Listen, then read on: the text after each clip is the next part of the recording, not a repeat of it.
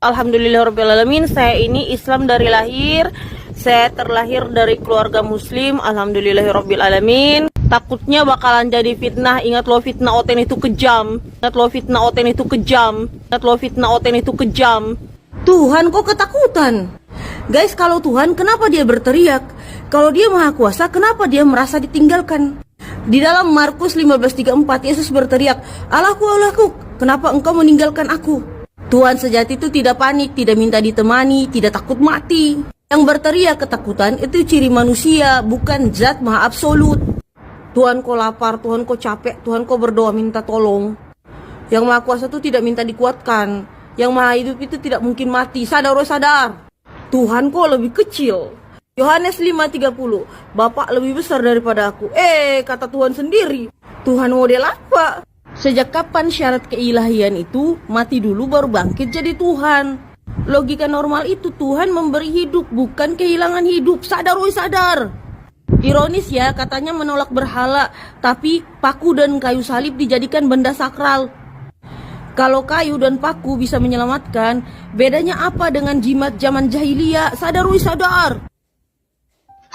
Yesus disebut sebagai juru selamat. Kenapa? Karena dia tahu jalan keselamatan. Haleluya. Nggak ada lain lagi. Di bawah kolong langit ini tidak ada nama lain yang dapat menyelamatkan seisi dunia. Itu sebabnya dia harus turun ke dunia ini untuk menyelamatkan manusia.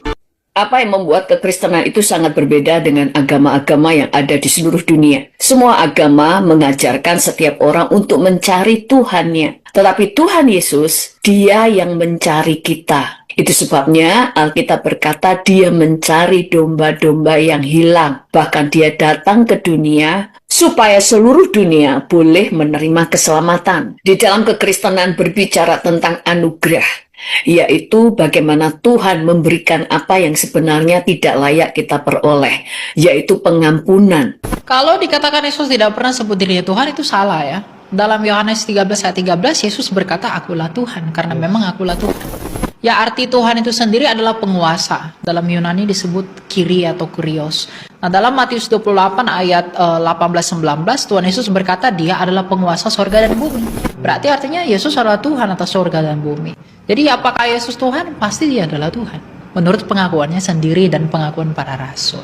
Yesus itu arti namanya Yehosua, Yehova Hosea, Allah adalah keselamatan. Jadi waktu kita bilang nama Yesus, itu artinya juru selamat. Arti namanya sendiri sudah bicara tentang keselamatan yang Allah berikan di dalam Yesus. Dalam Lukas 2 ayat 10-11, lalu kata malaikat itu kepada mereka, jangan takut, sebab sesungguhnya aku memberitakan kepadamu kesukaan besar untuk seluruh bangsa. Hari ini telah lahir bagimu juru selamat, yaitu Kristus Tuhan di kota Daud. Kalau ada orang yang berkata Yesus bukan juru selamat, tolak. Karena jelas Alkitab sendiri bilang, hari ini telah lahir bagimu juru selamat, yaitu Kristus Tuhan di kota Daud. Jadi siapa Yesus Kristus? Juru selamat dan Tuhan. Malaikat aja tahu, saudara-saudara. Masa kita nggak tahu ayat yang gampang begini? Bagaimana mungkin Yesus Kristus bisa 100% Allah dan 100% manusia? Apa maksudnya? Dan kenapa hal ini penting bagi kita? Yuk, kita bahas sampai tuntas. Yesus Kristus adalah pribadi yang unik, berbeda dari siapapun yang pernah ada dalam sejarah. Alkitab mengajarkan bahwa Yesus adalah 100% Allah. Dia adalah firman yang bersama-sama dengan Allah sejak kekekalan, seperti yang tertulis di Yohanes 1 ayat 1, pada mulanya adalah firman. Firman itu bersama-sama dengan Allah, dan firman itu adalah Allah. Tapi di saat yang sama, Yesus juga 100% manusia. Yohanes 1 ayat 14 mengatakan, firman itu telah menjadi manusia dan diam di antara kita. Jadi kenapa Yesus harus memiliki dua natur ini? Sebagai Allah, dia memiliki kuasa untuk mengampuni dosa, menyembuhkan, dan memberikan hidup yang kekal.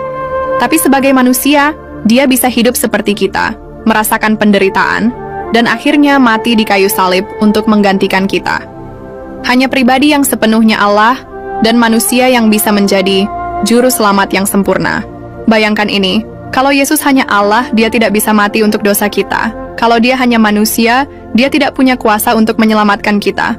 Tapi karena dia 100% Allah dan 100% manusia, dia adalah penghubung sempurna antara kita dan Allah Bapa. Siapakah Yesus itu? Yesus adalah Sang Firman Allah yang telah menjadi manusia. Ini sesuai dengan data Alkitab, yaitu pada Injil Yohanes pasal 1 ayat 1 sampai dengan ayat 3. Alkitab berkata, pada mulanya adalah Firman. Firman itu bersama-sama dengan Allah, dan Firman itu adalah Allah. Ia pada mulanya bersama-sama dengan Allah. Segala sesuatu dijadikan oleh Dia, dan tanpa Dia tidak ada suatu pun yang telah jadi dari segala yang telah dijadikan. Dan pada Yohanes pasal 1 ayat 14, Alkitab berkata, Firman itu telah menjadi manusia dan diam di antara kita, dan kita telah melihat kemuliaannya, yaitu kemuliaan yang diberikan kepadanya sebagai anak tunggal Bapa, penuh kasih karunia dan kebenaran. Jadi Yesus adalah Firman Allah itu sendiri, atau sering kita sebut sebagai anak Allah. Ini sejalan dengan Injil Matius pasal yang ketiga ayat 17. Alkitab berkata, lalu terdengarlah suara dari sorga yang mengatakan, inilah anakku yang kukasihi, kepadanyalah aku berkenan. Jadi Yesus adalah sepenuhnya Allah dan sepenuhnya manusia. Kenapa Yesus berdoa kepada Bapa? Kita mesti memahami ajaran Kristen itu fundamental, tuntas dulu. Yesus itu siapa sesungguhnya? Sebelum Yesus datang sebagai manusia, Yesus itu adalah Firman Allah. Ini harus tuntas dulu. Jadi jangan hanya membatasi Yesus dengan tubuh fisik kemanusiaannya. Sebagai firman, Yesus itu sudah ada sebelum langit bumi ini ada. Makanya gereja kemudian melalui ilham Roh Kudus di bawah tuntunan apostolik katekete, ajaran para rasul dari 12 rasul, 70 rasul, murid dari muridnya rasul, murid dari muridnya rasul lagi, seterusnya sampai bapak-bapak rasuli yang mengadakan konsili-konsili sampai di gereja kita sekarang. Jadi kontinuitas ajaran itu kemudian menyimpulkan bahwa Kristus itu sepenuhnya ilahi, perfect in Godhead, sempurna dalam kemanusiaannya. Sebagai apa? Sebagai the Word of God. At the same time Jesus sebagai putra Maryam, dia sepenuhnya manusia. Jadi Yesus berdoa dalam kemanusiaannya. Karena firman itu telah menjadi manusia, dalam kemanusiaannya dia berdoa kepada Allah yang adalah Bapanya. Gitu loh saudara-saudara. Jadi kemanusiaan Yesus yang berdoa itu jangan hanya dibatasi Yesus itu hanya sebagai Tuhan yang adalah firman Allah yang adalah Allah. Tapi Yesus juga manusia, dalam kemanusiaan itu dia berdoa, bahkan dia mati. Jangan nanya lagi Tuhan kok mati. Tidak ada yang mengatakan Tuhan itu mati. Siapa yang mengatakan Tuhan mati? Alkitab mengatakan dia yang dibunuh dalam keadaannya sebagai manusia. Begitu juga dia berdoa dalam keadaannya sebagai manusia.